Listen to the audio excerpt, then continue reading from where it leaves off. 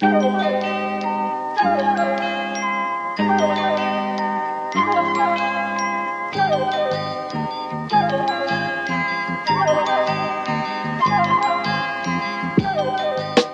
and welcome to this week's Trash Future. It's me, Riley. I'm here in studio with the full TF crowd. I've got Hussein. Hi. I've got Milo. Hello, it's me. We live have in studio. We have Boards Master Nate. Hello. And from a continuing to be crisp Glasgow, we have Alice.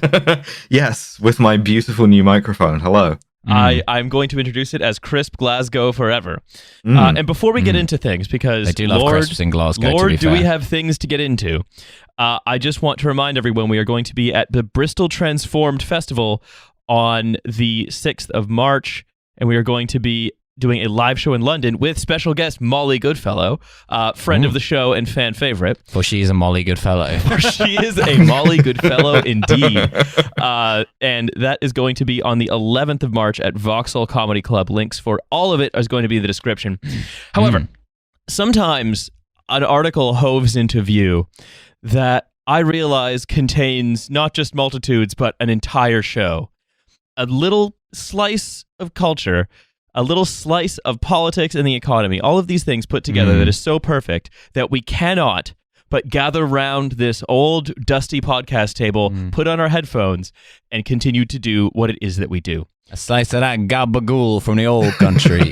Why did we buy this podcast table from the Spectator secondhand? Wait, that's not They were dust. giving it away free. That's not dust. That's... All right. So, Racism. It's just fucking boot polish. So, in 2012, Chad Reynolds found himself on a South Carolina... Immediate name. Oh, Yes. there will be some names. Yeah. Oh, they go and be some names. There are going to be some names. In 2012, Chad Reynolds found himself on a South Carolina beach at midnight. Was As it he Myrtle floated Beach? in the dark water, he had what he describes as his first real conversation with God. What was he doing with God, his life? it's me, Chad. Well, early contender for the episode title right there. The Chad and the Virgin God. Yes. What was he doing with his life, he asked. Why wasn't he with someone, and why did he feel so empty? These are the opening words of the article, Deliver Us, Lord, from the Startup Life in Wired by Catherine Joyce. And this article is all about how this bobbing ocean-going Chad is here to try and save the souls and the Naval economy Chad. of the Midwest with a combination of God, apps, and a little help from his friends. Did God tell him to eat an all-beef diet? Was that the solution? Just a very buoyant Chad. Indeed. So, Reynolds, a 36-year-old designer and startup founder from Cincinnati, Ohio, had been working relentlessly, rarely taking vacations, ignoring his health, and neglecting his family and friends for years. That is some Chad shit Yes, right there. well, that's the standard tech bro life. That's the bargain you make, is you get an outsized reward in return for basically selling yourself entirely to whatever your business He's venture basically is. living the life of a sim when you've got like a very particular agenda in mind. Like he keeps crying, but you're just making him spend 24 hours a day at the gym because you want to fuck the general. In 2008, Reynolds set aside a few months to, quote, sit still. During this hiatus, he went to a Sunday service at Cincinnati's Crossroads Church, recommended by a friend. At the time, a mega church of 9,000 members. You could tell there was something extremely creative and entrepreneurial happening in that church, he remembers. Jesus. It occurred to him, yes, Alice, that's right. Oh. It occurred to him that if he could somehow incorporate his budding faith into his next venture, things could be different. Yeah, I too remember when Paul is struck off his mount on the road to Damascus by a feeling of something extremely creative and entrepreneurial happening. I also love attending a division-sized church. That's my favorite. Oh, sweet summer child, it gets bigger. You do realize, Alice, that I know you've read the notes, but you do realize that a theological link between entrepreneurship and St. Paul the Apostle is legitimately something that this dude winds up saying. Oh, yes. This was what I was going for. Yes. Yeah. So, Crossroads Church is going to come up in this episode pretty frequently. All you need to know now, though, is that Cincinnati is a town that contains Procter & Gamble's HQ, one of the companies that owns like every brand, and that this church was founded by P&G executives, and like 274 of its like senior steering staff all have close ties with Procter & Gamble as well. I actually really prefer the Unilever church across the way. What is that, like a Dutch Unitarian church? Yeah, it's got a big gable in the roof. Yeah, so- and you can wear blackface whenever you want. As he bobbed in the dark Atlantic, Reynolds says, he heard a message in reply to his plea. It was a yo. That was God- the story of how yo was founded. That God had given him talents and gifts so they could be put to use helping other people, and that he needed to be more aggressive. He needed to take a leap of faith. God's side of that midnight conversation was half encouragement and half dare. It was then that I realized that I still had my AirPods in and I was listening to an Andrew Tate lecture. Even though you can't see the bottom, I've got you. I'm going to protect you. I'm going to help you. What we have here, I think, is a version of, we've all talked about how American Protestantism has this very personal God who more or less kind of resolves into a vision board or a business plan. It sort of is where it's like in the show The Righteous Gemstones that was discussed on Chapo, where the main character, Jesse Gemstone, is able to get down on his knees and pray and say, "Good morning, Jesus. I know that you love me and all the bad stuff I do, you know that's not me because I'm a good person." American Protestantism is basically Act like a waste man. That's not me. It's basically the religious version of that. I haven't listened to this episode of Chapo, so I'm just like amazed that we are the name Jesse Gemstone. Jesse Gemstone. I was just going to say, too, that, I mean, bear in mind, to me, this may not be an immediate sort of memory trigger for you guys, but coming from the Midwest, my parents live about an hour from Cincinnati. Mega churches are like a really weird kind of Protestantism in the sense that they're really not doctrinal at all. There's basically the Bible and there's the charismatic preacher, but there's nowhere near as what we might describe as sort of like Christian hadiths or gospels or those lines. It's very much driven about like this extremely contemporary, relate everything to your modern life through Jesus. And so in a way, this doesn't seem out of the ordinary. It just seems like a spin. Well, but I feel like it's important to point that out that you'll talk about this, I know, Riley, about some of these things being kind of like weird strains of Catholicism or Calvinism in the way that they wind up inserting themselves into people's lives. But I think the fundamental thing to understand this is these things are huge empty vessels. There isn't any doctrine. There's Jesus and incredibly good AV production inside the church. Well, so they're one step ahead of us. So what you have is what has been discussed before is that American Protestantism is worship of capital and the nation because that's what was poured into these giant empty vessels. But that's just the thing, and I think you're right. These are mega churches are giant empty vessels, and they'll take the shape of what's poured in them. And also, this is a tradition in the United States with revivalism, and it takes these shapes throughout whatever era you're watching it. This is obviously a weird amalgam, but it's not. This isn't out of the ordinary in terms like this is not like a new permutation of American But what Christianity. I'm saying is that it's a different shape. Yeah, for sure. For sure, yeah. This is not the nation, flag, gun, culture war shape of the Falwells. This is something entirely new. This is basically like I grew up with, my friends going to like Reverend Spike's cool teen church. This is basically church. What does God want you to do with your smartphone? Now I'm just imagining like the righteous man eats a Wendy's Baconator, for the man at Denny's walks in the valley of Satan. That's alarmingly accurate to what Christianity has become in the continent of North America. So when he got back to work, Reynolds recommitted himself to his company.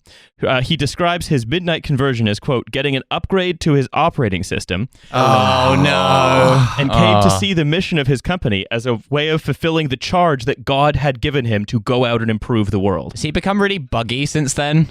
Christ's love is free, but there are in-app purchases. Yeah. But like there are a million guys like this. It's just that the charge that they think God has given them is building a better jet ski dealership or something. When you fail to not sleep with hookers for the third time in a row, Jesus comes down and was like, would you like to buy some coins to help you with this? This God-given mission was to build this company called Battery with 2 I's, no Y. This is Am I from the their jet website. ski guy instead? Weird. Normally it has 2 Battery. T's. Battery is revolutionizing qualitative consumer research by putting brands in touch with quality focus group candidates faster and easier than traditional methods. Our platform gives you access to hundreds of unique communities that you send on missions for your brand. So that's the mission from God, is to do focus groups. Oh, well, I guess God has always worked through focus groups in a way. I mean, what were the apostles if not kind of a focus group? When you say missions, Feeling a very negative energy from you, Judas. All I think is like the absurd fucking missions on Mountain Blade and how angry they made me. So over the past decade or so, the amount of venture capital flowing into the Midwest has expanded enough for thousands of tech startups to sprout up in the old line cities of the Rust Belt. And this story tends to be told as down-and-out heartland cities hustling to remake themselves in the image of Silicon Valley, the help of venture capitalists like hillbilly elegy authors J.D. Vance unveiled like $150 million investment fund. But the article continues, as the demographic demographics of tech have become incrementally more Midwestern, these regional outposts have also set about remaking the industry in their own likeness, particularly where matters of faith are concerned. So Now, you're telling me that J.D. Vance got it wrong and that these places wouldn't become more liberal and more like Silicon Valley as they got invested in? Well, the mention of Vance, I think, shouldn't get past anyone. Like anyone who takes this book seriously would essentially consider what we'll be discussing, which is that there is a mega church come startup incubator and gentrification engine, which is exactly the solution to the creeping tide of political polarization in America, according to that analysis, which is that there is a good and nice working class that has become corrupted by capital going away from them, and that you need to do is bring capital and morality back so that they can become righteous, upstanding members of the working class. Like that's largely the J.D. Vance argument. And so what better than a mega church that's also a startup incubator, which we will discuss. Hillbilly elegy, but there's no vowels in it. So it's an entire book of Bay consonants. The Bay Area currently has like an enormous amount of U.S. venture capital funding, and a big theme of what gets discussed in this article is that yes, big tech is still considered allergic to expressions of faith, and for some Christians, accordingly, the industry shift. These days, you'll get thrown in jail for saying you're white. Yeah, for some Christians, accordingly, the industry's shift towards the heartland has been liberating. Jason Heinrichs, the founder of several Midwestern finance and tech organizations, says, "When my wife and I moved back to the Midwest, it was so much easier to be a Christian than in all those other places. In Chicago," he goes on, "if you casually mention that you're going to church, aren't these sets of assumptions that you're a Trump supporter, a gun toter, or out protesting on weekends." Unlike where we lived before in Whitechapel, where I kept being arrested by the Sharia police. Let's park there for a second, right? Like, it's incredibly easy to be a Christian anywhere in America. There's literally no place that they're persecuted. Like, remember when Bloomberg put the entire Christian population of New York under surveillance? Is this fucking guy living in Aaron Sorkin's imagination in Studio 60 on the Sunset Strip, where they're just condescending to crazy Christians? I would What the fuck is this? I would say that if you are what I would describe as the sort of like evangelical, talking about being saved, talking about God calling you to do things, that will come across as very strange if you live in a place like the Bay Area or New York, in the sense that people might be religious, but I think the frankness with which a lot of evangelicals talk about it, if you live in the South, if you live in the Midwest, I think that they're, not to say that this guy has a point, because I mean, in the sense that you're going to, on average, more people that you encounter in your professional life are going to be evangelical Christians in the Midwest or in the South than they are in those other areas. That doesn't mean it doesn't happen. I mean, it's more to say that like your average tech startup person doesn't give a fuck about church, whereas your average white collar job having suburban person in the Midwest might very well. Like that's their target demographic in the way that in New York, for example, where I used to live, the majority of religious communities are immigrants. They're not, fourth generation Americans with white collar jobs. There are some, but it's rarer. It's the language of persecution that I can't get around. The idea that they are escaping a place where they're not welcome. To go to find and build this new community where they are. And this is the language that, again, is going to come up throughout this as these people are talked to. I mean, if you were booted out the polycule for like finding God, I don't know, that would amount to persecution. Asking my polycule if they've been saved. I would say that there absolutely, anywhere you go in America, there is absolutely this idea that you're somehow under siege for being a Christian, because it's this thing that's hard-coded into basically any conservative or center of right media. I remember this living in North Carolina, and I was getting my car fixed, and there was some relatively benign story that Fox News was covering in its usual Obama wants to turn you gay and Muslim way. And all of like the, other Volkswagen customers at the Volkswagen dealership in Fayetteville, North Carolina, who were white dudes, were just like, I can't fucking believe this guy. They were losing their mind. And I was just sort of like, I'm sitting there, I'm in civilian clothes, but obviously normally it'd be in uniform. And they kept looking at me to agree with them. And I just remember thinking like, what the fuck are you guys talking about? Like, clearly you have enough money to afford a fucking Volkswagen in America. Like, what are you so mad about? Obama wants to take my fucking Jetta, and I'm not standing for it. But that's 100% such a default thing that, like, this, the way he's phrasing it is more of like the cuddly, I'm happy to find my people kind of thing. But I think that idea, I mean, you can find that same Christians are under siege, white people under siege mentality in fucking Orange County, California. You can find it. You can probably, I'm sure you can find it in like Nassau County, Long Island, or Westchester County, New York, all these places. Some would say that's what the movie Under Siege is really about. Because I think that I think that's a thing that there is a point to be made that these kinds of open expressions of evangelical Christianity are way more. I mean, no one in New York ever asked me if I would go to their church. And I mean, obviously, people like Orthodox Jewish people come up to me and ask me to fucking go to shul with them. But anywhere I lived in the South, my neighbors, the first thing they'd ask me is, was I a Christian? Do I go to church? Do I want to go to their church? Like, that is such a common thing. So I imagine that if you grew up with that, then the Bay Area might seem kind of hostile when people are more be like, do you want to drink kava and do DMT with me? That's communing with God in a different way. Wait, we're moving in next to Joe Rogan. So that's one of the themes, which is this idea of building a new promised land for Christians in traditionally liberal jobs. The second of these themes, this comes out here, which is, as the article says, perhaps the most interesting part of the Midwestern convergence of faith and technology is the way people there have begun to question the culture of tech entrepreneurship and try to make it more humane. Being an entrepreneur, you go through some very dark moments, says upcoming name Christy Zulke, the 37-year-old co-founder of Knowledge Hound, a Chicago-based data visualization startup. McGruff the knowledge dog. So what He barks anytime someone knows something. so what's the problem here that we're actually trying to solve? That Christy Zulke says that the Midwest startup community is trying to solve, or not the Midwest rather, the more humane approach to entrepreneurship is trying to solve. Well, is it like the underlying inhumanity of entrepreneurship as a whole? Raising funding is very lonely. Oh, close I enough. mean, I was more concerned with like when Amazon treats its, in my home state, it's cheaper for them to put an ambulance outside versus having air conditioning in a state where it can be above 100 in fucking August. Yes, Nate, but I mean, hey, that's not real. I'm also concerned about, even when you think about Amazon treating its white collar workers, where if you remember the New York Times story, a woman had a miscarriage and she didn't come to work the next day because she was still in the hospital, and her boss sent her an email like, "Why the fuck aren't you at your desk?" No, like all that stuff you said, yes, but have you considered that raising funding is very lonely? You're basically convincing everyone that your idea is amazing. Well, they constantly shoot it down. Again, I wonder why. Considering what we telling me that this is a Wendy's and refuse to listen to my idea for a knowledge dog.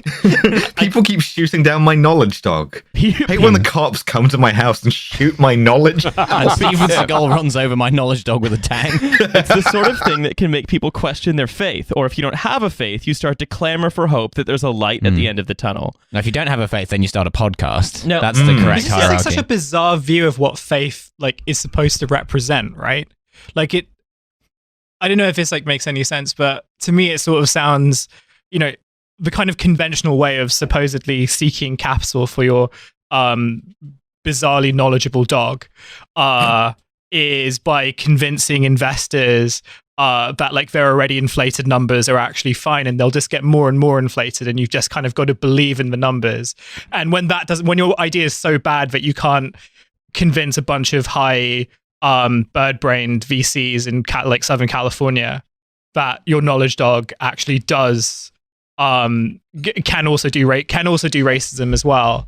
Well, number one, it goes to show that your idea is really bad, but it's also this idea that, well, if I'm really faithful and if I'm a servant of God, if you whatever you want to call it, then I should be bestowed these things. So if I'm not bestowed these things, Sure. that's that's my crisis of faith, and that's not how kind of faith should, that type of relationship with God should work. And this is what maybe this is explained further down, or in our conversation further. But faith is supposed to be about struggle. So I'm trying to understand why even the kind of the smallest amount of pushback to a real world idea is kind of causing this crisis of just faith. telling the pitch meeting that I'm trying to do jihad and wondering why they're all mad at me. So I think one of the key insights here, right? I think this speaks to what you were saying, Hussein, as well, is their version of Christianity is extremely secularized. And I think, Nate, this goes to what you were saying earlier about how megachurches are basically just social clubs for evangelicals that take on the shape of whatever they're in. And manifest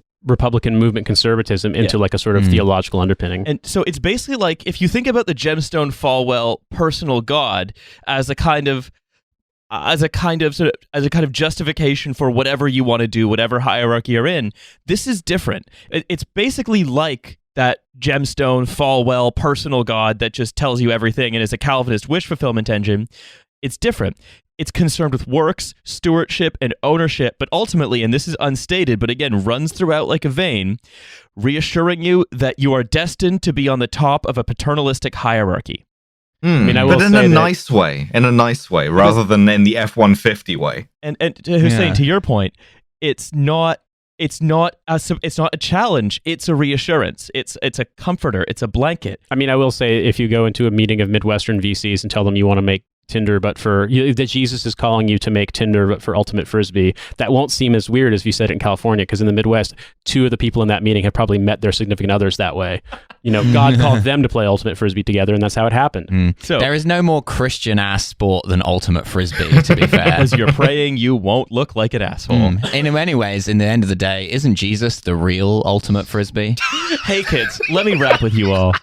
Let me rap with you all about a loose dude who hung out in Galilee and liked to throw the disc around with a few of his friends, or shall I say apostles. That's right, Jesus Christ. Off-brand ultimate frisbee is like that final disc. So, Cincinnati, which has become one of the Midwest leading tech cities, has also become a hub for people trying to find some relief from the loneliness at the heart of this industry that prizes unending drive and competition. That's the real problem with the industry, is the loneliness at the heart. I mean, that also could just be capitalism in miniature. Like, it's not just the tech industry that's driving loneliness and constant competition. No, and the loneliness is real. Like, just because we're making fun of it because other people have worse problems doesn't mean that Christy Zunke, or whatever her name is, isn't genuinely feeling quite sad about having to pitch her unusually smart dog. I think, as ever, like, mental health discourse is now one of these things where, like, it started out as a good idea and it's now become a monster which we're going to have to slay at some point, because even the fucking startup dipshits are like, raising venture capital funding is a lonely place. And it's like, no one cares. Fuck off.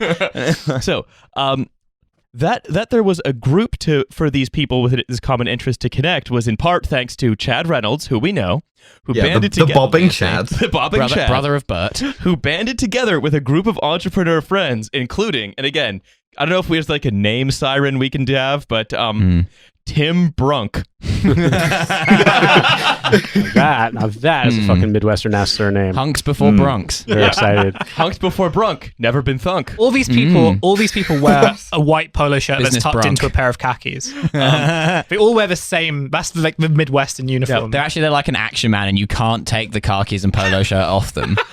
Now, they have no if genitals. I take that plaid off, will you die? Tim Brunk has a startup called Cladwell, personal styling for those who don't fit in a box. Malcolm Gladwell, the guy who just dresses snappy but through insane theories. Oh, well, the real secret to unemployment is just wearing your these underwear in your lovely head. trousers. Your closet can be changed forever, as goes the marketing text for Cladwell. It's as simple as making a choice to start dressing based on what we like rather than what on others think. Rather than what our wife tells us to do. I'm my own person, Janice. Janice, now that's a Midwestern name as well. Oh, yeah. Janice Brunk. And Tim, now not as good Brianna Brunk. Not as good a name after Tim Brunk, but still would be a good name not if it just come after Tim Brunk. Tim Metzner, co-founder What of the fuck do you let all these fucking Germans immigrate to the US? Cincinnati is full of German Catholics, I swear to God. This is what happens. Is 200 years later, you end up with a guy named Tim Brunk. Yeah. And that, in a second, we're going to get Timmy Lee voiced mine handy. The startup Tim Metzner had was called Differential, which is a software board. Doesn't do anything stupid, I don't think. Maybe it does. And they started an organization that would eventually be called Ocean, named after Reynolds' long dark night of the soul. They were, in large part, responding to a hunger among their fellow entrepreneurs to redefine what success means in tech. So what is Ocean? Well, Ocean, we will find out, is an angel investor that you're doing a thing. Invest in the angels. Yes, but in the biblical angels, the fucked up ones that drive you crazy if you see them. Yeah. So we'll come back to Ocean a little bit later. There's like a big secret. We're only investing in the Muslim angels. I love being the CEO of Ocean Incorporated. Only investing in Muslim angels. My boss knows that I'm doing this. My brain is so broken that whenever I think of angel investor, I just think of like Gendo Ikari. Yes. So Crossroads. We're going to come back to that, but Crossroads is this church we mentioned earlier. It's the congregation that helped usher Reynolds towards his conversation with God. And as in recent years, it has become the emblem for the fusion of sensibilities between tech and evangelical Christianity. Today, it is a 52,000 member megachurch with 13 campuses, a presence in 6 prisons, and an app called Crossroads Anywhere. Hell yeah, I love Cool. to disrupt prisons. Yeah, Can I- love a prison ministry. Nothing weird about that. Can I throw a couple of things in here really quickly? So, one thing to bear in mind when talking about this part of the U.S. and about this sort of tendency in general is that, and I know, Riley, you're going to talk about NAFTA and the sort of after effects of that, but this area used to be very tied in with heavy manufacturing in the United States. I laughed for a second when I saw they just retired one of the oldest sets of train cars in the New York City subway that were built by the St. Louis car company, the St. Louis train car company in the early 60s, and had been on the fucking rails in the subway that long because they used to make stuff like train cars in St. Louis, and they used to make cars and car parts and consumer electronics all throughout this region. So this is an area that's been really hard hit. Cities that were more or less segregated. A lot of them were destroyed in riots in 1968. They weren't. The cities were underinvested. They had a ton of white flight. They had a ton of problems with the opiate crisis. They still have problems with it. You know, you've got huge problems with people dying of heroin overdoses in places like Cincinnati, Ohio, just Ohio in general. Cincinnati is South Ohio, and that's close, like anywhere close to the Ohio River going into Appalachia, you are dealing with huge problems where basically for a decade plus, the only Medicaid-approved fucking health clinic you could go to that hadn't been shut down by state budget cutting was a pain clinic that just gave you OxyContin. So this area has got problems that are magnified versus your garden variety America fucking Brezhnev rotting from the inside problems. And so the idea of like, what's the appeal of these kinds of things? You can't really live in these areas without being confronted with the reality of this, whether you've got a job and you have a suburban home and whatnot, or you're down on your luck. The idea of there being a 52,000 member megachurch with presence in prisons kind of makes sense because, to be honest with you, if they are appealing to people who are born and raised who aren't transplants, and quite frankly, there's not that many of them in a place like that compared to other cities in America, a lot of them probably know folks in prison. So a lot of them probably have relatives who are in prison for heroin or for drugs. A lot of them have relatives who died from that shit. So, I mean, it's the kind of... There is a spiritual crisis, don't get me wrong. It's got material causes, but there is absolutely a spiritual crisis in this region. What we're going to find is that Crossroads is, as much as they're claiming to solve it, is in fact acting in ways that are driving it. Yeah, raising funds to buy heroin can be a lonely place, but what if those tracks were a railroad to salvation? Honestly, what they did raise funds for, it would have been better if they just did what you said. Damn. Then Rory Stewart, room to disrupt. We'll find out what that is later. But the lead pastor, Brian Tome, likes to say that Crossroads is Brian Tome. He's a nominative determinism.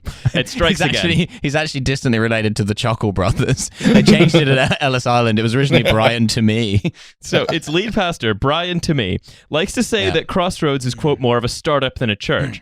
And now this is an excerpt from another article detailing one of the sermons. So, at the end of the aisles, attendants wait, holding pails overflowing with packets of apple seeds.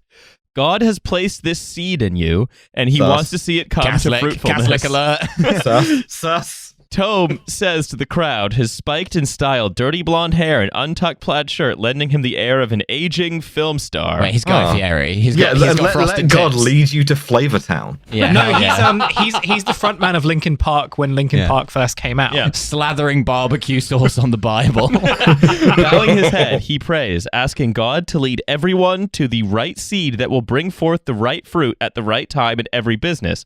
Those who are inspired are to take these seeds from the attendants and go forth claiming their spiritual destinies as entrepreneurs. But Pastor, these are all poppy seeds. Right, but also I like that phrase, claiming their spiritual destinies as entrepreneurs. I mean, the Falwells, with their rampant corruption, frothing culture war, and draconian university honor codes, they're a yesterday organization. You know, Crossroads is the organization of tomorrow. They don't need to buy Brian Tome a jet. They don't need to be skimming off the top. They don't need to be doing any of that because they just have the startup money there. And it's about the Protestant anxiety of elevating yourself above the rest, but also this anxiety to evangelize by genuinely saving others. But to be sure, saving them from lives not just without Christ, but without fulfilling jobs as product owners for my startup that's Tinder for dogs. For sure, these people aren't dominionists, right? They're not grooming a bunch of suit and tie freaks who are going to infiltrate the Department of Justice and work their way up or whatever. They're interested in making Christian Apple or whatever. Yeah, I think that I disagree with your point that the Falwells are yesterday's story. It's more that the people that they have brought to their side now live in a completely sealed, enclosed Yeah, ecosystem different niche. Different niche. that isn't going to cross paths with this, because those people live in places where their schools are all private Christian schools, and they typically live around the areas like, in the Atlantic coast or the South. They are such a hermetically sealed environment that those people aren't really you're not gonna draw them away from the church they've been going to, or you're not gonna draw very many of them. Yeah. They're in an armed camp, just waiting for... This seems more like an opportunity to build a business off the back of drawing people who are who probably are familiar with evangelical Christianity, but like this is just the angle by which they've tried to make it relate to them. Yeah, we used to have Jerry Falwell, and now we have Jerry Fail Forward, and I think that's progress. I kind of think that like they've taken a model that already exists and they're just kind of applying startup aesthetic to it. Like the thing that when I was reading this and I'm hearing it now, it's like, the thing I'm thinking about is like Amway and like MLMs, right? Because where were like most of these MLMs, Amway being kind of like the cosmetics company, I think, that was like targeting women mainly from the Midwest, or mainly from these kind of like traditional small kind of towns and cities where religion like was a really big deal. And like if you were a woman who wanted to like even go and do like full-time college, that was like something that was really kind of frowned upon, or kind of you would be looked at in a weird way.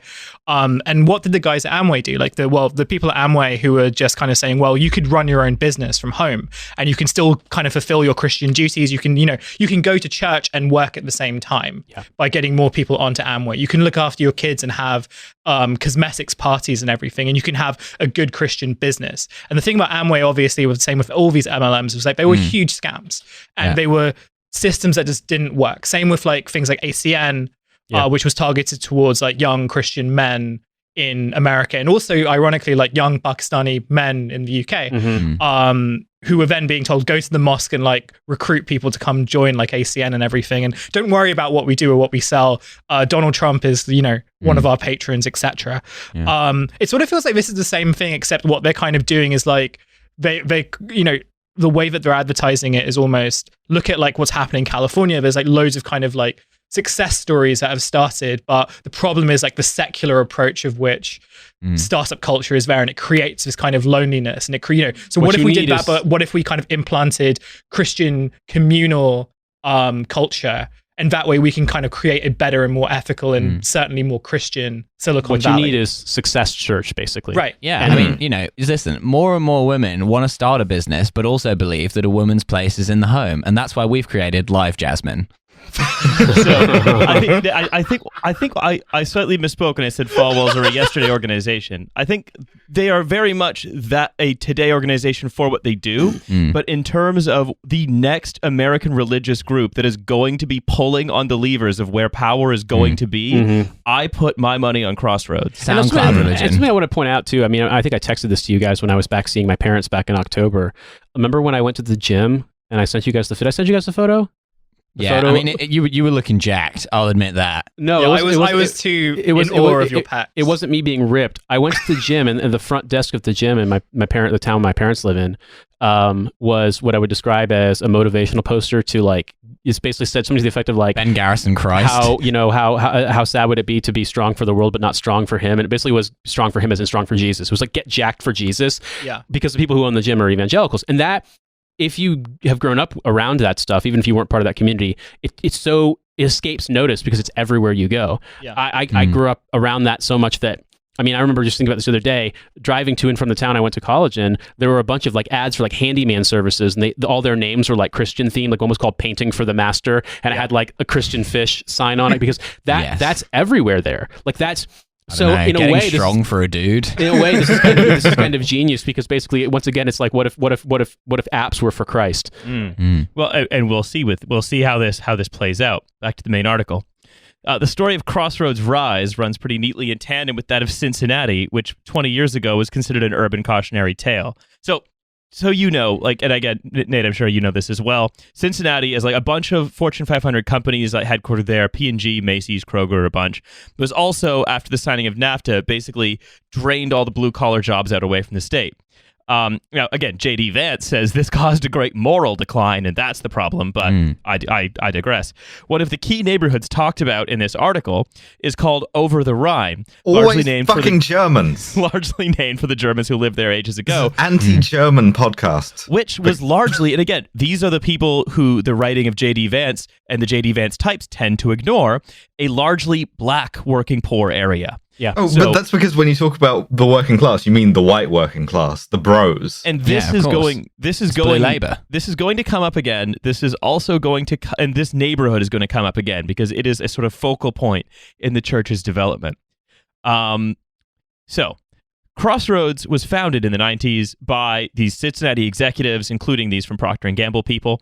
They did so by conducting a bunch of surveys and market research and decided to build a church that would appeal to non-church goers, young business professionals, and specifically men who would bring families with them. They did market research to open their church? Yeah, they did, they because like Nate said, it is purely a product.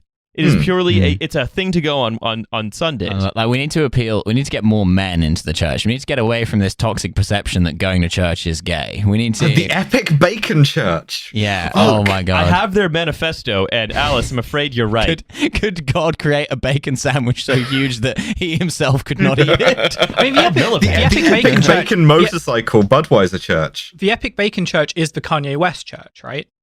Wait, there's a Kanye Well, I West. mean, I was thinking about your book, Hussein, like thinking about people trying to like very desperately grasp at straws to make Islam relevant to people who spend all their lives on YouTube. Yeah. Like it's basically the same thing. It's just, Right. but what if those guys like they own one button-up shirt, 5 polos, and 10 different Indianapolis Colts jerseys? How do you get them interested in church? So they hired Tome, a tan, boisterous minister who rides motorcycles and would go on to tape a regular video message to the congregation called Brian Bing's. God damn it. Big Ben bongs for breakfast. Right, he's just using the search engine Bing. Brian brings a beer as the lead pastor. The church hosted adventures like Man Camp and an annual... It's so low-hanging, all of this. And an annual Super Bowl of preaching. A tenet from the church's manifesto holds that beer equals authenticity and that they would do anything short of sin to bring people to God. Now, you did say that they had a manifesto. I What is have the manifesto in front of me. Why do they have a manifesto? Shouldn't that just be like a Nicene Creed or something? This is also giving me Jacob Rees-Mogg book flashbacks, just like in the game of religion, there's one quarterback and that's Jesus Christ. So I have their manifesto in front of me with their tenets. Here are their main ones. The first one, death to religion. Religion meaning The Ayatollah. Religion meaning any man-made system. No, that was kind of the opposite of the Ayatollah's 5, wasn't it? Religion meaning any man-made system of rules and regulations that promises to get you to God. Religion says, follow the rules, be ashamed of your failures, and keep secrets. Religion is a liar that traps you in your own fear. We step out into the open, look fear in the face, and say, you can't shame me anymore. Damn. Epically red-pilled. Church for This furries. is very Andrew Tate. What it is it is that first bit of the prosperity gospel. Jesus as sort of vision board for whatever you feel like. Yeah, These are the types of guys who are like self-reliance, too. These are the types of guys who like openly say, "Oh yeah, well Christianity was a startup anyway," Mm. and they like and they say that like completely seriously. Well, I mean, yeah, you've got early adopters, right? You've got your apostles, and then it was about making an investment in the expectation of a return of eternal life and salvation. So the second is bring your vices. So again, all your old issues of Vice magazine. Yeah, exactly. It's very much it's very much again the all of this just seems to be Gavin McInnes talking about Jews for some reason. So we get then the next one is beer matters. First, it's tasty. Second, it's a good way to know are we if we're sure being that this weird. isn't like some kind of a long con by a like long underground Dionysian cult? Or it's like a commercial. It's one of those bizarre ad strategies by like Brewdog. What they just got way out of hand and now is a mega church. Church for punks. Yes, Punk yes. church. This is if Brewdog just decided to pivot to like religion. So what we Don't have give them is- ideas. Second, it's a good way to know if we're being weird and churchy. We call it the beer test. Listen to whoever's on stage and I ask, wouldn't would want I a have a beer church with to them? be churchy. Well, it's Brewdog's New Knowledge IPA. we need it is that same strange Protestantism of religion exists to confirm whatever you feel. Yeah, and we're all just folks, right? It's a vibe. The third one is that I'm going to read is what really brings it home for me, though, which is we create culture. Once upon a time, they say, the church was the epicenter of creativity and innovation. If you wanted cutting edge, you went to the church. Let's bring that back. The church with a capital T and a capital C. The Catholic Church. I'm pretty sure if you wanted cutting edge, you went to the synagogue. Well, let's bring that back. We follow a God who invented and crafted the entire universe. Creativity is in our DNA. And what I'm getting from this, right, is as you said, Alice, they are a form of mission-driven Protestantism that has accidentally become Catholicism. It's just the problem is, like, they all want to do good works and dedicate beautiful creations to the church, but when you're some Patagonia-wearing evangelical from Illinois and you try to make a Bernini sculpture, of course what you're going to end up doing is writing a program that allows like people to rent a mattress. Of course. I was just thinking about, not super related, but having to go to an event at my swim coach's house, which was like this like tract housing, not McMansion, but you get the idea of former going through all of your like traumatic Christian memories, Midwestern memories here. Something about a swimming coach living in a McMansion has a deeply like pedophile alarm bell ringing. No, it has a pre-financial crisis alarm. But, you know, like old former farmland, now tract housing house. The walls were completely bare except for a few Bible quotes on like pewter plates on the wall. He was a huge bully, huge piece of shit. And a couple of years before I got out of the army, I remember seeing a news story that he apparently was on the run in Mexico because he had been defrauding churches and swim clubs, had a domestic violence charge, and apparently was using this money. He was literally stealing money out of donations out of mailboxes to fund his cocaine habit. And when he finally got arrested in Mexico, and I'm going to put this up on the screen for you guys, he was arrested. This was his mugshot. This was his haircut. Yeah, he looks fucking cool. I don't know what you're talking about. For the record, Alice, I'll show it to you later. He's wearing a teal polo with a white t-shirt underneath, and he has a center part butt cut like he's a fucking 90s teen pop star. I was going to say that this has a slightly different vibe just from the numbers. When you say like metal plates with Bible verses and going on the run for embezzlement in Mexico, that's Mormon to me. That's a different kind of guy. That's a Utah guy. That's a Mormon guy, or that's like a Falwell guy. I think if he'd embezzled all of that money, and then, like, I think if he'd done a pyramid scheme that somehow was going to do something, bro, I think that would be I'm looking at the comments on this news story from somebody's blog, and it's all full of people, swim parents, being like, he put the swimmers first. He was just doing the best he could to fucking make money to take care of swimmers. Like, believe me, these people are deeply insane. Wild. And they will find a way to rationalize it through Jesus one way or the other. I put the swimmers first. So let's go back to Cincinnati. In the mid 2000s. I just want to do like Protestantism hour with Nate. Yes. Protestant, growing up Protestant in 1990s Indiana. I wasn't Protestant. I just grew up around this shit. Growing up around Protestants in 1990s Indiana. That's what made it so fucking foreign to me, was because these people are so... it's a whole different world. So anyway, let's hear about how they're going to make it biblical to fire people. So that takes us back to Cincinnati. Then in the mid-2000s, nonprofit development corporations created by some of the city's businesses, including Procter & Gamble, invested more than $500 million in Over the Rhine, and the tech sector followed.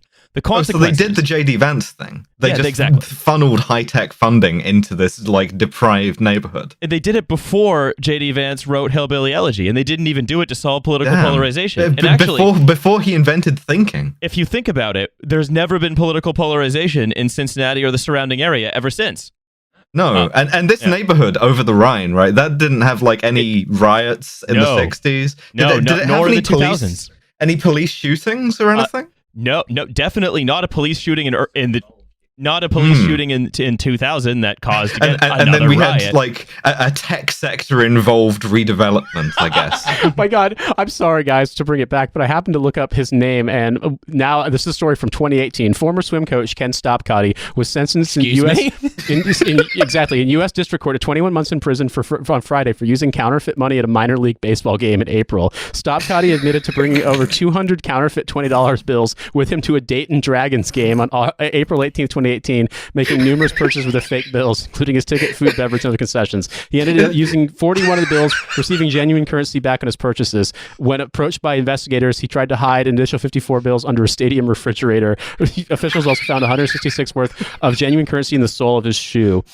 Yeah, he should have a invested that in a $3 startup. bill with Master Chief on it. Like, He's just addicted to Cracker Jack. It's he a just wanted to sad buy tale. treats. He wanted to be a big treat so that's boy. why I'm saying you got to Exactly. understand this world. This is the ocean you're swimming in. These are the fish that you're trying to save with Jesus on an app. Listen, I got carried away in the quest to find a gulp that was big enough. So the nonprofit development corporation invested like $500 million in Over the Rhine, ending political polarization forever. Never and any more making it this tension. kind of like corporate, like wholly owned subsidiary, like every other one of these redevelopment Investing schemes. over the Rhine like it's 1939, So what happened baby. is 65% of the neighborhood's black population was forced out, and 73% of the affordable I think you housing mean was we're gone. involved in a landlord-related. They went on a pilgrimage. Yeah. And it's led to now having some of the highest income inequality in the nation. Neighborhood advocates spoke about the development corporation as if it were an occupying colonial force.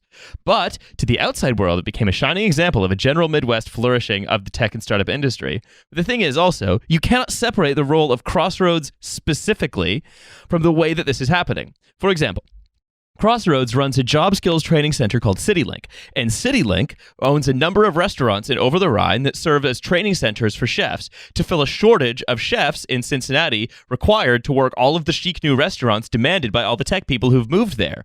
The totalizing ideology of this church has in fact infected every corner of this neighborhood of Cincinnati, turning it not into a company town, but in every corner, fueling a Jesus-inflected bout of mega gentrification.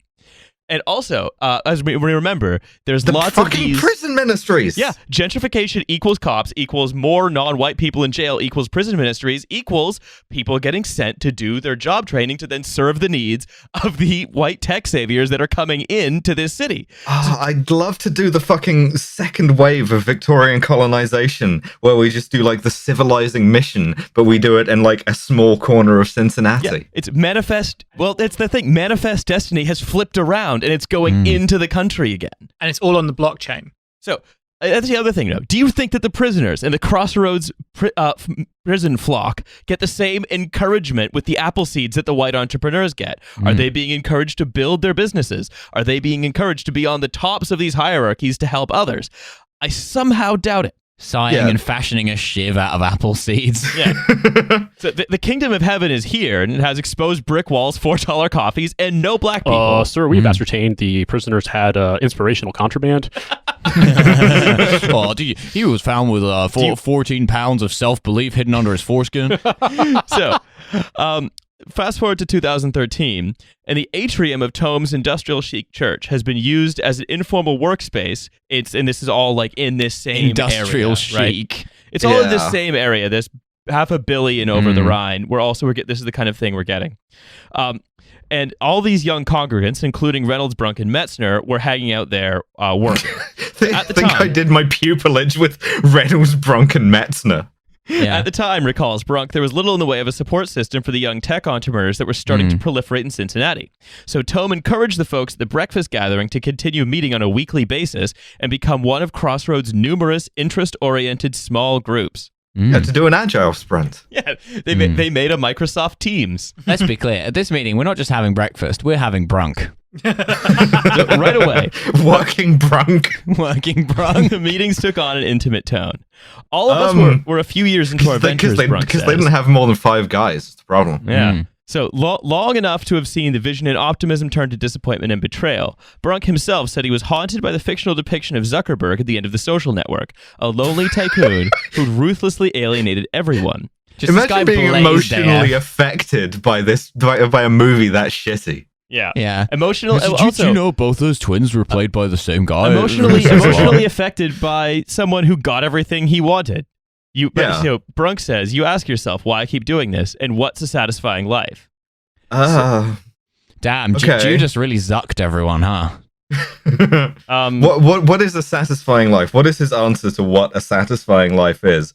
Does it involve giving up all of his wealth? No, of course not. That's ridiculous. Well, you know Of what course. they say: satisfying life, satisfying life. The things people shared in those early meetings were, quote, very vulnerable stories of failure. struggling to find funding or scaling their company or breaking up with their co-founders, anxieties about making payroll and taking out family loans. Sad nerd club. Breaking up with my co-founders. Yeah, I'm sorry, I just don't think we can keep fucking if we're going to run a successful church startup. Bro, I think it actually works pretty well if you just run around the VC headquarters 7 times and then blow a horn. Yeah. Also, like, it's one for the real heads there. yes.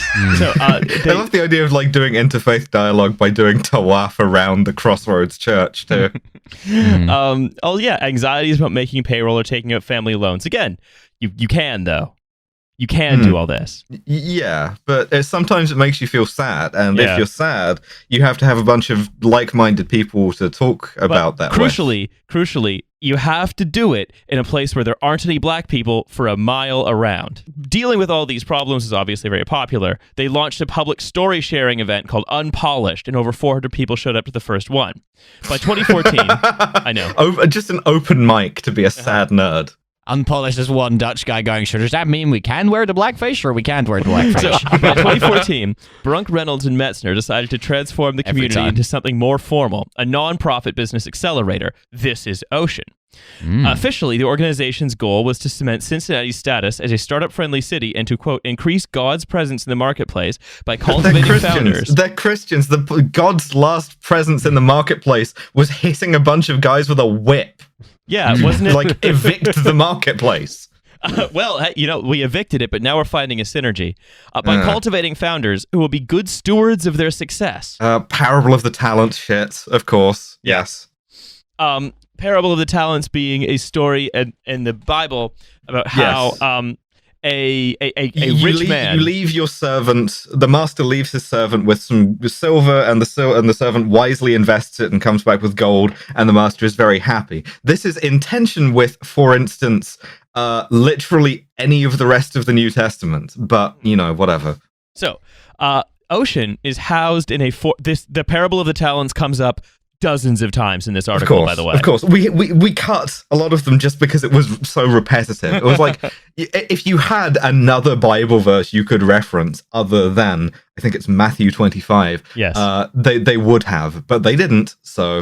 So they don't. It's I've realized church. who these guys are. They're Mike the Salvation Sorrentino. So, housed in a former car dealership building owned by Crossroads, Ocean received its first operations budget. Why does it own a car dealership building? Because it's a mega church and they just own everything. Come on, Okay. it's normal for a Exactly, mega church. Again, why does the Catholic Church own all of that beautiful artwork from the Renaissance? Why does a Protestant mega church own a used car dealership? In order to fund NATO's stay behind guerrillas to exacerbate the strategy of tension in Italy, so the Communist Party wouldn't become elected. So how the righteous man rides the jet ski of Christ. so Ocean received. But pause for 1 second. That's a point. Like when the Catholic Church does it, we're like, oh well, this is just the storied history of the Catholic Church because, like you said, they own church land and church artwork and all these fucking palatial things they've had for centuries. But when a Midwestern church buys a fucking car dealership, that's no different.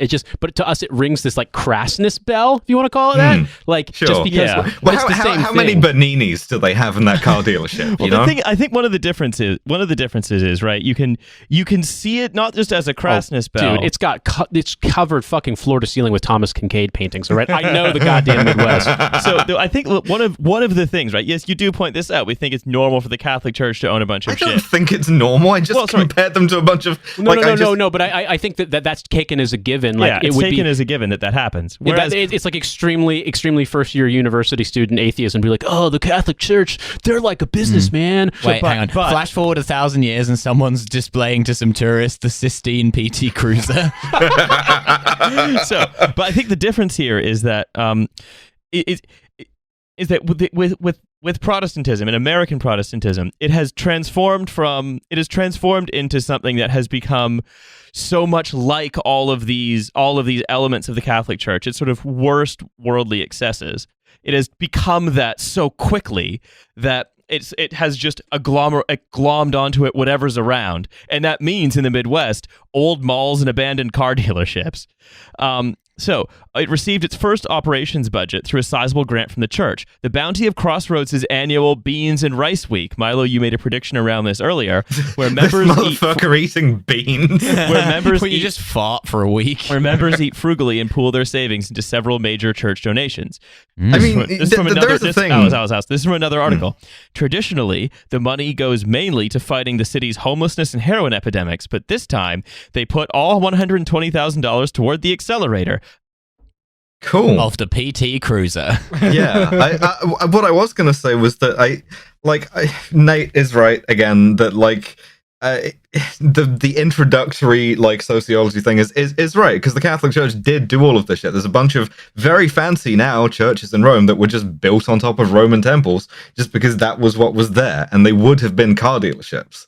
So yeah, maybe in 500 years time, if Ocean is still going, we'll just be like, the Thomas Kincaid paintings are very nice. So I'm just picturing in 2520 the trad Ocean guy who thinks we need to rediscover this and go back to the old ways. Well, they have fucking Synergy Brain Twitter 500 years from now, and there's the statue Twitter equivalents are guys with Thomas Kincaid avatars. All the monks are wearing polo shirts. Thomas Kincaid avatars just posting a PT Cruiser and being like, we used to build things. Yeah, we have to stop this now in order to save our descendants from the press-esque to go backs. It's a picture of a bunch of furries on the street in Cincinnati, and then it's a picture of a pristine PT Cruiser in Poland somewhere. Being like, damn, how far we have fallen. It used to be like this everywhere. So, under the Ocean Accelerator program, which is open to entrepreneurs of any or no faith, because this is ridiculously secularized, it's Christianity-themed organization, which again, fine, I don't give a shit. The founders are given seed investments of $50,000 each, along with business, personal, and spiritual mentoring.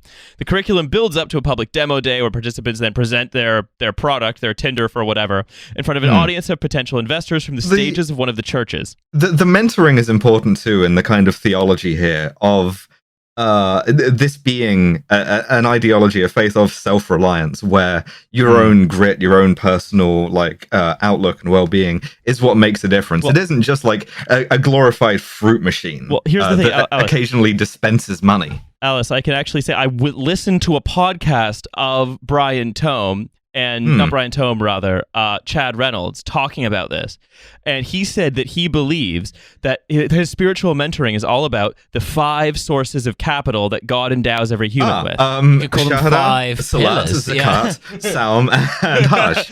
So you have your physical capital, your emotional capital, your family capital, things like this. And then the last one is, and of course, your financial capital. Him and WeWork are both measuring vibes. Emotional capital by small as Karl our Marx. Lord and Savior Jesus Christ said, give a man a jewel pod, he'll blow clouds for a day. Teach a man to open a vape shop, he'll blow clouds for a lifetime. But it is ludicrously self-reliant, because it is essentially the religious version of the dominant Cummings. We have to get the people with high IQs at the top to rule over the people with low IQs at the bottom. It's just, this is translated as spiritual worth, of which financialized capital is some of it. Well, I would also say too that it doesn't purport itself as elite or elitist, and it purports itself as community reliance and taking care of your neighbors.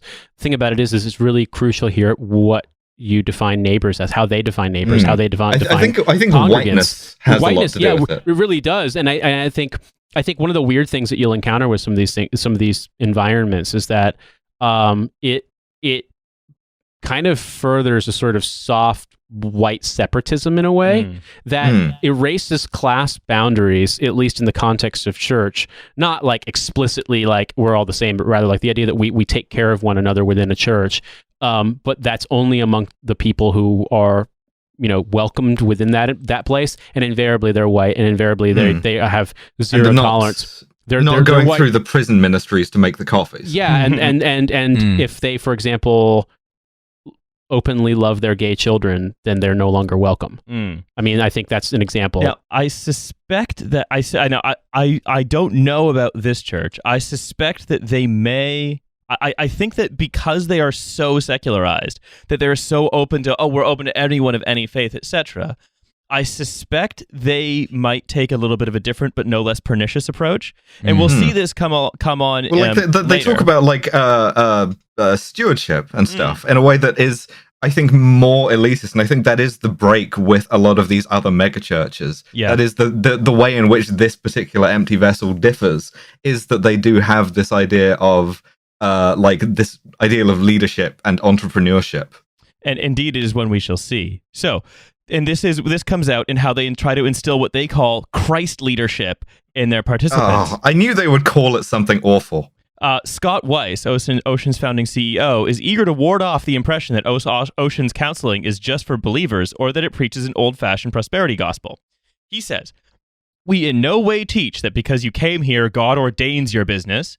He says, "What's more important is that we don't want you to be one of those high-tech founders who have gotten a divorce, suffered depression, or tried to commit suicide."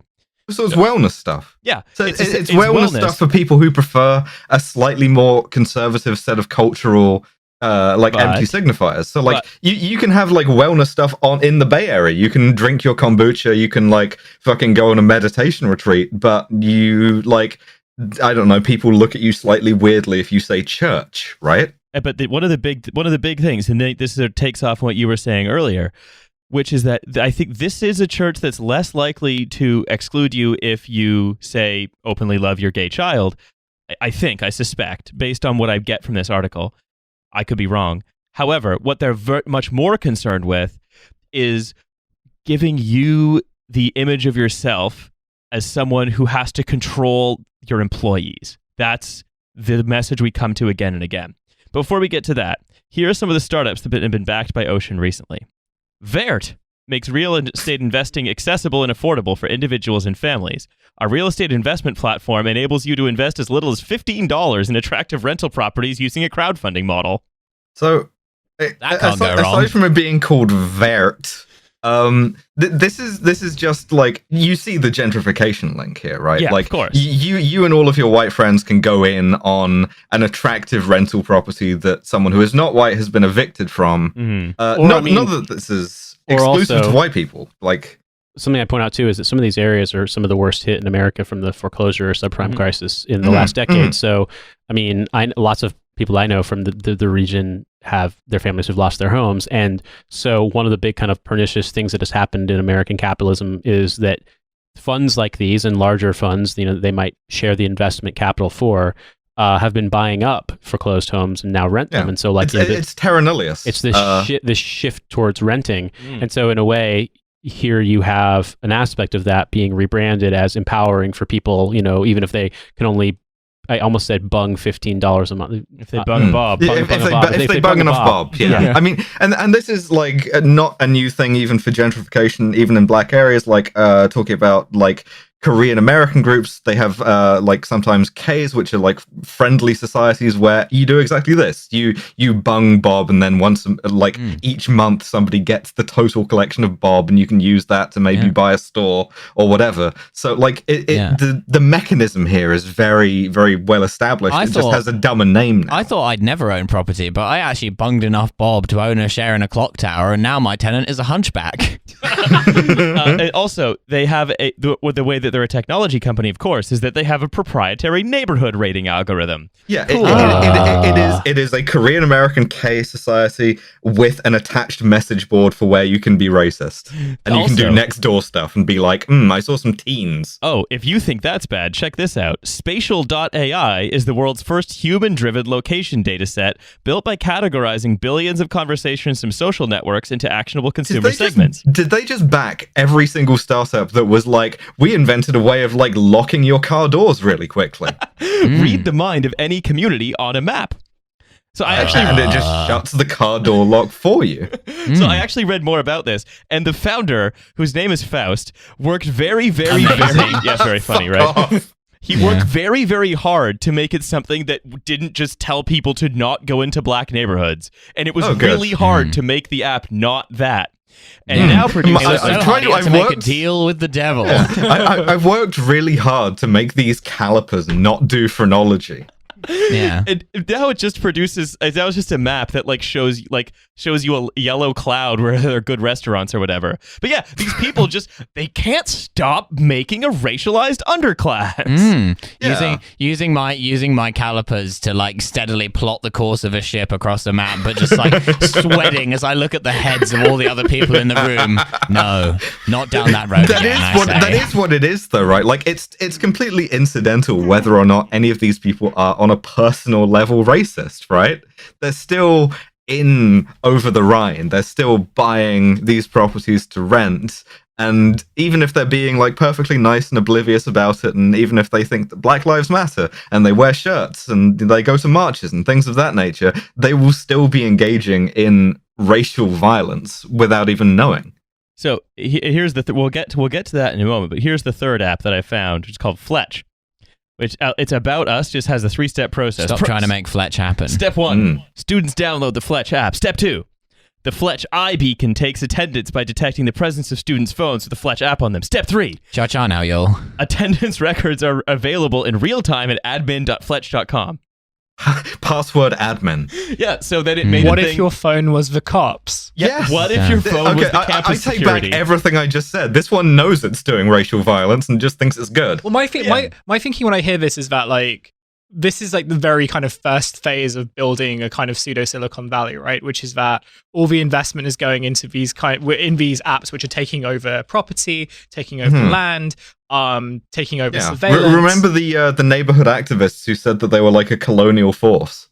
Yeah. So, and this is now what we've sort of been building to for a bit, which is Weiss's description of the potential impact of Ocean's work carries a certain missionary edge. A new business, on average, will hire 13 people by the end of year 2. That's 13 souls that a business owner can influence for good. Unlucky for some. So, according to Brunk, the accelerator's idea of stewardship, which is an evangelical watchword for responsible management, is not really about Christianity, which is interesting because it's an evangelical concept. It's not really about Christianity. It's about whatever you want it to be. Yeah, and it's, as I said with the parable of the talents thing, it is not scripturally very well supported at all. That's the incoherence at the heart of the prosperity gospel, and one way around it is just to strip the Christianity out of it and do this secular, vibes church. Yeah, this is Pope Francis putting his lips fully over the mic on the Vatican pulpit and going, "I've told you people 1,000 times, it's more of a vibe." This is not so long as it's not about Christianity, so long as it is about good stewardship, you never have to confront the question, what profiteth a man if he gain the world and lose his soul by it, right?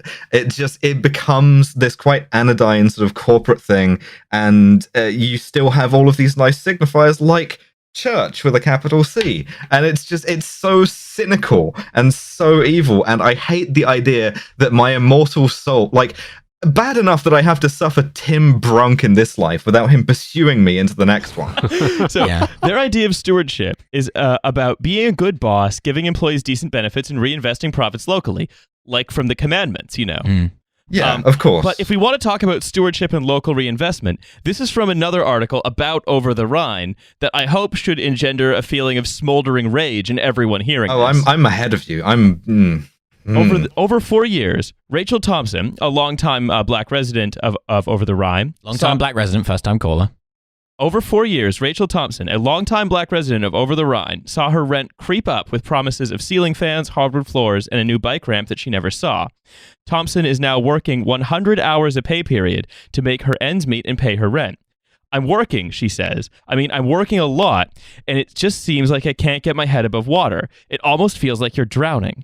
Her work schedule, she says, has prohibited her from learning the ins and outs of the new community as it has been redeveloped. Well, of course, you're not supposed to enjoy it. You're not supposed to be able to go to the coffee shops with a nice blonde wood. You're supposed to go to one job, come home, go to your second job, go to your third job, come home exhausted, and then go to your first job again until at some point you're forced out. And what's up, fucking ocean boy Chad Reynolds? How is your metaphorical drowning in distress of, oh no, I can't self-actualize properly feeling? Fuck you. Yeah. Fuck you. I feel like I'm drowning, and so I have created an ocean with which I will try to like drown other people. I think in a way I would prefer the sort of like Eric Trump piece of shit, like fuck you deserve to be poor. Like here's an idea, don't be poor level of just full on mask offness versus this this cuddly idea of we're saving souls and saving business plans. I prefer the spite too because at least the spite's funny. Well, the spite also lets you know who you're dealing with, as opposed to people who, I mean, it's once again Alice making reference to like entry level sociology stuff. The idea of like, well, Christians being hypocritical. Like I realize that this is really like par for the course, but in this case, just taking a very cursory glance at who's included in this idea of stewardship and community support versus who's excluded tells you a lot about what this community's idea of redevelopment and what this city-state idea of redevelopment means. And what it really means is people need to feel good about themselves. Also, poor people should disappear. I mean, to quote friend of the show out here, Shah, Christianity, the left-wing religion that right-wing people inexplicably love. So one month, Thompson was a couple days late on her rent and was forced to choose between moving out or waiting for the eviction process. It feels like we'll always be 500 feet behind, she said, no matter if we follow all the rules or try to show that we are good people. So also, who's asking about her burnout? Interesting. It's who's asking if she is pushing herself too hard at work or if she going to have some of that time to spend with her family. Yeah, she should take a few months to like sit still. Wasn't that what the guy said? Yeah, to sit still for a while and reconsider what it is that and it was good that the church used all of that money to invest in a bunch of I really am sticking to this point, Nate, that you said, which is I'd rather they were just the Falwells or Donald Trump Jr. or whatever, because like I don't care that it's a church stealing money. What I care about is the like, fucking smarm. Yeah. Well, yeah. I mean, and I think too that the idea that these people go to special breakfasts to think about how do you fire people in a Christian way, how do you evict people in a Christian way, and it's like, well, you're still basically doing economic violence. Like whether you make yourself feel better about it because you fucking somebody has given you like a motivation poster to put on your wall, like it doesn't mean that it's not harming the people who are the targets. And I think, it's all wrapped up in an idea of how do I make myself feel better about participating in a system that you'll never truly be ahead unless you're Mike fucking Bloomberg. And along the way, you're gonna have to make yourself an accessory to the acts of cruelty that the system requires you to perpetuate. And libs do this too, right? Like we are well familiar, I think, with the epic foreclosure lawyer clapping back because she's still with her, right? Like, it's this kind of smarm. It is bipartisan. It is a parasite on our society. And it will like slowly crush people who work 3 jobs or whatever, and drive them from their homes and like exploit their labor, and it has to be stopped. And so carrying on, Brunk says that this notion of Christian management is just holding up Midwestern norms of community mindedness against the perceived ruthlessness of tech's origins. While Silicon Valley's leaders have sometimes reinforced a culture of fear and greed, Brunk says there is more consideration for things other than power and success here. Fucking clapping themselves on the back for it. It's just taking the most authoritarian forms of like tech industry and coating it with religious benevolence, right? And like the fear that kind of keeps coming up for me is like this makes it really hard to hold these like dipshits accountable because they're working within kind of a very long established religious system, which provides them with that kind of cover to be like, well, it's our Christian duty to improve society, and we're improving society by like bringing all this industry and bringing all these jobs in, and like showing a kind of quote unquote alternative version of what secular Silicon Valley capitalism is like, because we're kind of doing Christian management and we're forming Christian companies, and for us, profit is not the end goal. Salvation and We're in the jails doing Christian bail. Right, being servants to God. Or like, I've seen a lot of this language before and like seeing it like in different contexts as well. And they can often get so wrapped up in this sort of benevolent language, which I guess is kind of what you're referring to as smum. In fact, what Tome says specifically speaks to what you're saying here. That he came to believe that the downstream problems in the kingdom of God occurred because things happened upstream, and he wanted to shift tactics to encourage people to make more money. Right. I think downstream being poorer. Yes. I think I keep going back to this point that like these are people who just refuse to acknowledge that like capitalism is the problem, right? Of course. They don't want to because they're the beneficiaries of the problem being caused. Right. Yeah, so Jesus loved capitalism. So they were in California and they were like, the problem is that people don't hang out enough. And the problem is that they hang out in the wrong way. Right. They do polycules. They only and hang out. stuff. They only hang out in polycules and in tiki bars. Which are the only two places I went to when I was in LA. And like people in the Bay Area only know to like eat hot shit, be bisexual, and go to the kink.com armory. Right. But like everything else is fine. So if we took all those kind of bits about LA and ignore the fact that like they have caused like massive waves of gentrification and they have pushed out Google bus drivers sleeping in the buses. Right. They've like pushed out kind of like historical kind of minority communities like Chinese people and Koreans and stuff.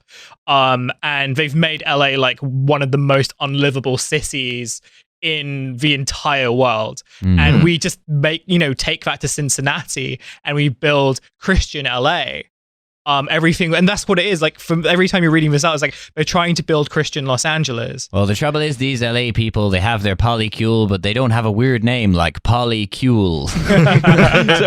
I didn't realize Cincinnati was in fucking North Dakota. Hell yeah. Cincinnati, it's a small town in North Dakota. Here is a script from a video that Unpolished made about what their mission was in Cincinnati. A long time ago, pioneers went west into the wilderness. They saw a river and imagined a great city. Somewhere along the way, people settled and dreams vanished. Things got broken. We forgot who we were.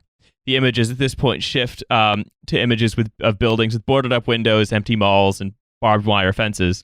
Maybe God lets things break so he can make everything new. Maybe he's calling for new pioneers brave enough to start rebuilding. The promo video then resolves onto a background shot of blonde wood superimposed with the logo for Unpolished. And that, children, is why you need to go fight for ISIS. The thing I'd say is that, what caused this decline is, Tim Brunk. Yeah, nothing could be more entrepreneurial than, the management consultants and fucking capital, VC advisors who made the decision that you could make, you can increase profit margins by 10% by relocating all of the manufacturing base from Cincinnati, Ohio and its environs to Mexico, and then onward to fucking to China, to Bangladesh. Like, the point being here that these communities have been hollowed out because it was literally to save pennies. And this is a story that's repeated, across the entirety of the United States, but particularly in the Rust Belt. And so, I don't doubt that these people believe that what they're doing, is somehow it won't matter. They'll do it again. Above doing it some other way that's more venal or more materialist. But ultimately, until you can see that the conditions that are causing spiritual decay, if you want to believe in that, are related to an economic system that makes one person work 100 hours per pay period, another person, take a few months to sit still. Take a few months to sit still, and have those options sort of baked into their life trajectory. Then all you're going to be able to do is you're just getting Christian rock vibes instead of whatever vibes you think are fallen. And instead of Bruce Springsteen, we're using Chris Rock's full name. I see. But that's the other thing, right? Like. One thing capital needs is it needs manifest destiny. It always needs to export its contradictions somewhere. When America was founded, always this twee. When America was founded, it was manifest destiny. It was let's take over the rest of the continent. It was free real estate. allegedly free real estate. Slaps roof of country. With NAFTA, it was well, we can do labor arbitrage. We can push all the wage labor out to Mexico because this is territorially defined capital. It's machines, it's building things, and so on. And that continued. And now it's been hollowed out so much that the new racialized underclass that's there to be exploited, moved, dominated, etc., is back in the center of the country. It was like I said earlier, Manifest Destiny flipped around and went in reverse. And now the exploitation is it's back in it's the frontier of capital is in Cincinnati now. But also another thing I point to as well, just to kind of wrap it up on my take, is that one of the quotes you read from, I think, from Tim Brunk was the idea that this communitarian approach is more in line with Midwestern values. And I feel like anybody who's lived in the Midwest or who's from the Midwest can tell you that there's a very sharp cleavage between who is in the community and who's out of the community.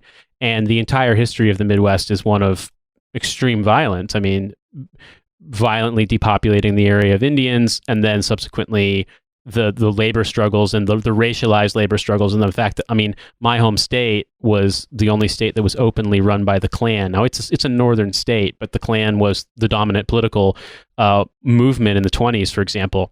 These are places that are primarily these city centers or like urban, agglomerations have been hollowed out because of white flight. So, I mean, the idea that all of this is because God willed it to be broken so he could fix it again is, once again, it's just using a different excuse to paper over the, roughshod ass fucking remnants of what was once a community, but the capital decided wasn't useful anymore. Sad to see such sharp cleavage, real Lara Croft PS1 shit. When filtered through the church's production machine, which includes a 75-person experience team, Unpolished then became something much glossier. So it started as a trust exercise and seemed to have, again, sad nerd, don't get to self-actualize club, fuck off. And then it morphed into a platform for glorifying entrepreneurs as the new heroes of the church. But Onward Christian startups. But equally, right, I think that if you have to have a sad group about how it's a tragedy you don't get to self-actualize, you have still glorified yourself. That is still self-glorification. Yeah, the article makes it out to there's this difference that this like well-meaning bobbing Chad has been hijacked by this kind of like colonial enterprise, and I think it's like two halves of the same whole. They are going to rebuild. They have a vision in mind for rebuilding the Midwest economy, and it involves building enormous eyes of needles and really, really tiny camels. So, at this point, Unpolished Lecture Series was now a full-blown multi-day conference with multiple speakers. In his introductory remarks, Tome set the tone, declaring that whilst entrepreneurs are not technically God, they are like him. Heresy, eyes turning completely red. Heresy redacted. Yeah. You have creative capacities that no one else has except for God, he told the audience. Heresy. Big heresy. Improving current processes never changes the world. Growing something incrementally never brings life. It only slows down death. You're here today because God wants to grow your business. God was. How is this any different from, I don't know if you ever watched the Boondocks, but there was the parody version of if Martin Luther King came back, and it was like at the event where there was the hustler preacher, and he's like, buy my new book so God can tell you how to lose weight and get a husband with the businesses. And it's like, this idea, I mean, how is this any different? Well, I can just imagine, like, this conference featuring a Pastor Graham of Linehan who comes up and like just solemnly declaims that entrepreneurs are special because even God cannot nut. No, but this is like a blueprint that is just being mapped onto tech, right? Like when it came to, there have been so many of like these, these preachers. Not preachers, but like these, like the Tony Robbins kind of motivational speaker genre of people who use kind of religious language and they use religious expressions, and they even kind of set themselves up as if they were running like a secular megachurch, and they've had like people who have kind of quote unquote like benefited from them, who have said, I feel that like Tony Robbins was sent to me by God, right? Or they'll kind of push out these ideas that like it was destined for you to go. The audience are like God, right? You, the audience, you the entrepreneur, exist between God and humanity. This is the same with the MLM stuff, right? The MLM stuff is one where it's like, well, God has taken you here, so God wants good things from you. God believes in your family, and that's why they've brought you to Amway. right? Yeah. Every time you say MLM, I think men loving men. They do be doing that. It was in a fight gym in Luton that God first spoke to me. So, a number of speakers reinforced Tome's capitalist apologetics, claiming that God created entrepreneurs for creation and conquest, that Apostle Paul was an entrepreneur, as we mentioned before, that Jesus wanted to spread the gospel, and he eschewed the religious elite and academians for Apostle Paul, thank you. brass tacks businessmen. Christianity Yeah, was what is being a fisherman but having a fish start? startup? So Christy Julke from Knowledge Hound, who we mentioned earlier, went to the 2015 conference and appreciated how the speakers addressed both practical questions of getting funding and also, quote, how to have a heart as an entrepreneur. Her own church in Chicago was called Soul City, a progressive, diverse community where the husband confused with cycle. especially if you're Dave Portnoy, a progressive, diverse community where the husband and wife team frequently reference Tinder in sermons, and all the Just doing the soy face constantly. I love to go to the Soul Caliber church. and all the staff wore Black Girl Magic T-shirts. Oh, no. As it Oh, that one hit me in the fucking soul. So, Damn. just like it happened with the first group at Crossroads, the entrepreneur group at Soul Cycle quickly They're all gravitated. white people, aren't Soul they? Cycle, Soul City. Soul City. Soul City quickly Soul gravitated City. towards discussing immediate concerns such as what is the Christian way to fire someone? Where You said that is earlier as a joke, but it's a real thing that they talked about. Where is the Camilo Torres of our time? To be fair, the only angel who ever got fired went on to start a very successful startup. Actually, there was some real estate that was undervalued for reasons, and that he was able to make a very hot business down there. Yeah, arguably, he started the Pepsi to God's Coca-Cola. So, or should Christian entrepreneurs build businesses with an evangelizing mission, or is it enough just to live out your faith by being an honorable boss? No such thing. No such thing. I can bet where they came down on that question. An honorable boss. To them. Yeah, boss weeb. And here's the thing. This is just Mark You're Corrigan shit now. Yeah, boss Shido. Like, what is good for the beehive is good for the bees. I am an honorable man. There is no difference between Mark Corrigan and this, except they're considerably more successful and marginally more religious. Yeah. Wearing black girl magic shirt, but one hand on my katana. Yeah. So, to them, all of these developments represent what they think of as the, quote, democratization of tech, as the industry spills past its enclaves on the coast, may change some of the industry's character as well. Slower and less cutthroat than New York or San Francisco, and perhaps more collaborative too. And that differences have been draws for coastal expats who've moved to the region. So yeah,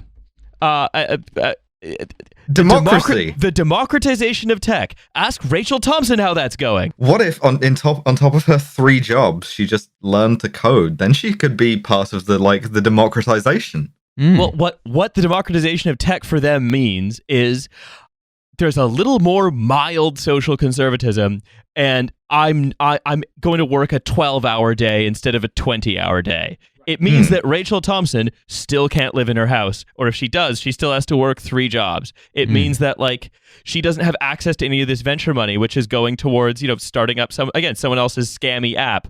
It means that in my father's house there are many shareholders. There is no democracy for her from these people, right? And fundamentally. And again, this is exactly the same as Silicon Valley, right? When they talk about the democratization of tech in San Francisco.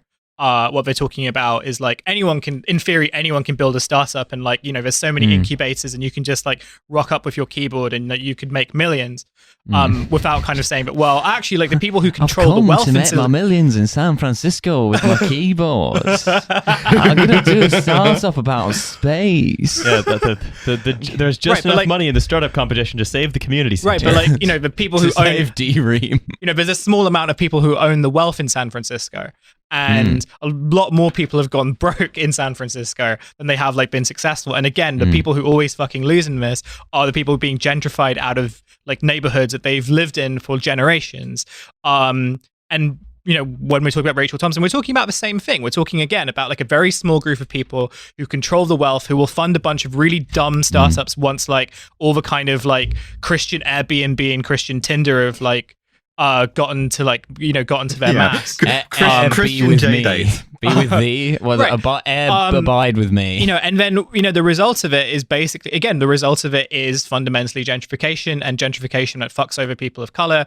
And in places where there are where the people of color are like far more spread out, and there is far less bargaining power, and where there has been, again, like much more significant economic hits, it's just kind of exacerbates the problems that we've seen in other like major cities around the world, right? And also, so long as these people have democracy, people like Rachel Thompson will not. Those two things are mutually exclusive. Damn. And you know what else? Don't forget who started this whole thing. The executives of the company for which this was already a company town. Procter & Gamble. Nothing has changed. Nothing has changed except it has gotten slightly worse. The vibes have changed. Yeah. It's gotten more smug. Can I suggest an episode title? Bulletproof Brunk.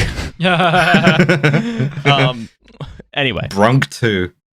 Oh, we're all you don't have to be brunk to brunk here, but it brunks. Brung a brunk to Big Ben to bronk for Bronx thing. If it ain't brunk, don't fix it. A brunk's tale. A brunk's tale. Anyway. Once upon a time in the brunk. The brunk is burning. So, we've gone for like a full hour and a half here, so I think it's time for us to say goodbye. Our brunks are brunks. And I gotta run because I have to go on holiday. To a working brunk. I have to go on a working brunk to go on holiday. So I am going to say thank you once again, all of you lovely people, for listening to us. This has been your weekly TF. As you know, there is a Patreon. $5 a month. You can hear it from us again on Thursday. $5 a brunk. Five brunks a brunk. Yeah, brunk from us again on Brunk's Day. Yeah, brunk it. Bung a bong for brunk. Bung a bob for brunk, won't you? Bung a bob for brunk. Okay, all right. And our brunky on. Yeah. So you can check that out. And also, this is coming out on Tuesday, so you can come and brunk me tonight at the Vaults Festival. Excuse me? Where I will be performing my new work in progress brunk at 6:30 p.m. There's a ticket link in the description. There's a ticket brunk in the brunkscription. Exactly. Let's see. Otherwise, you heard us talk about the live shows. Grab tickets to that. And finally, you should remember that our theme song is by Ginseng. It's called Here We Go. You can find it on Spotify. Listen to it early. Listen to it often. And with that, very I say, brunk. Good brunk.